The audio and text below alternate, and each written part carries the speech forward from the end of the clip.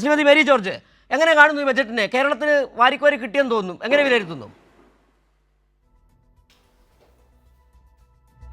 അങ്ങനെ ഞാൻ പറയുന്നില്ല, പക്ഷേ കേരളത്തെ അവഗണിച്ചു തീർത്തും എന്നും ഞാൻ പറയുന്നില്ല. അതായത് നമ്മളിപ്പോൾ ഈ ബജറ്റിലേക്ക് നോക്കുകയാണെങ്കിൽ GDP ഗ്രോത്ത്, പ്രതീക്ഷിക്കുന്ന GDP ഗ്രോത്ത് 3,93,393 കോടിയാണ്.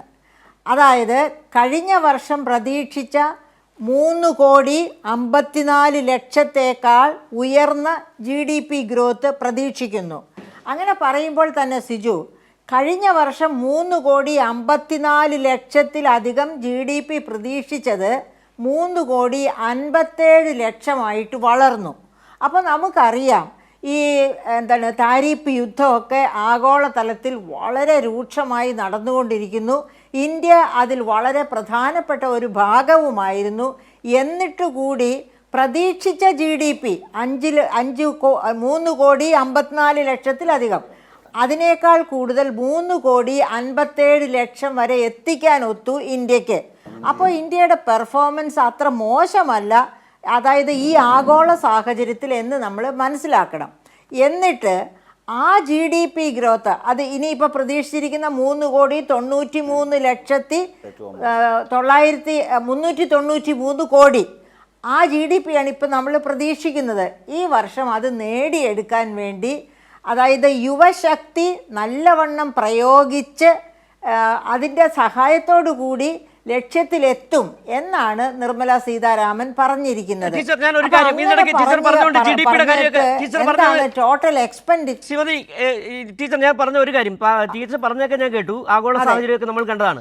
ഇപ്പോൾ ഏതായാലും പക്ഷേ GDP കടം എന്ന് പറയുന്നത് 200 ലക്ഷം കോടി ആയിട്ടുണ്ട്. 200 ലക്ഷം കോടി. കഴിഞ്ഞ 2 മാസത്തിനിടെ 35,000 കോടി രൂപയുടെ നിക്ഷേപം, വിദേശ നിക്ഷേപം തിരിച്ചുപോയി. ഈ ആഗോള സാഹചര്യമാണ്, താരിഫ് യുദ്ധത്തിനിടയ്ക്ക്. ഈ 200 ലക്ഷം എന്ന് പറയുന്നത് 55% GDP-യുടെ. ഇതാണോ വലിയ വളർച്ച?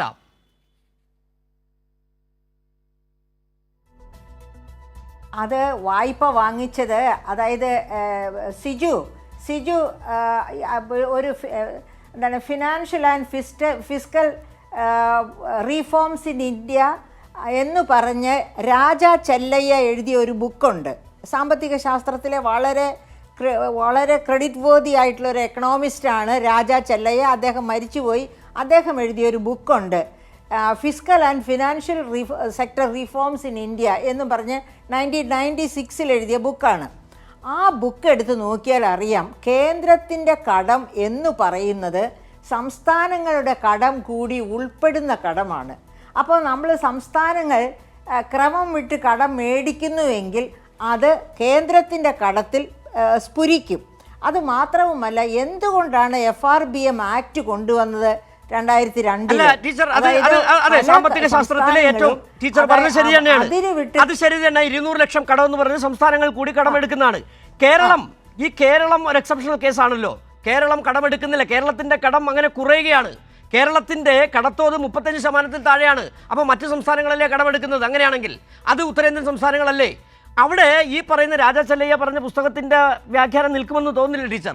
ഇവിടെ യാഥാർത്ഥ്യമാണ് കണക്കുകൾ പറയുന്നത്. നമുക്കറിയാം, ഈ മോദി സർക്കാർ വന്നതിന് ശേഷം രാജ്യത്തിൻ്റെ സമ്പത്തിൻ്റെ 75% വളരെ ചുരുങ്ങിയ 20 പേരുടെ കയ്യിലും, ബാക്കി 145 കോടിയുടെ കയ്യിൽ 25% താഴെ വരുന്ന ഒരു എക്കണോമിക്സ്, ആ എക്കണോമിക്സ് പ്രശ്നമാണ്.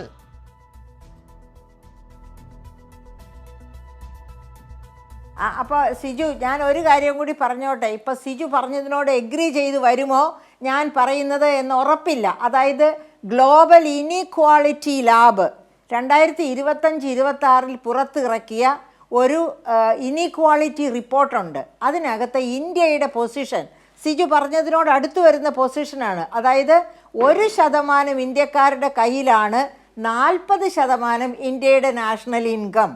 15% ഇന്ത്യക്കാർക്ക് എൻജോയ് ചെയ്യാൻ പറ്റുന്നത്, 50% ഇന്ത്യക്കാർക്ക് ആകെ ഷെയർ ചെയ്ത് കിട്ടുന്നത് 15% നാഷണൽ ഇൻകം മാത്രമാണ്. അതായത് അത്ര വലിയ അസമത്വം ഇന്ത്യയിലുണ്ട് തീർച്ചയായിട്ടും.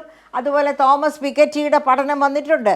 അതായത് 1921-നും ടീച്ചർ സംബന്ധിച്ചത് ശരിയാണ്. ഈ അസമത്വം ഇന്ത്യയിലെ ടീച്ചർ അത് തന്നെയാണ്. ഈ അസമത്വം തന്നെയാണ് പ്രശ്നം. അസമത്വത്തിന് ഇടയാക്കുന്ന ഈ നയങ്ങൾ തന്നെയാണ്.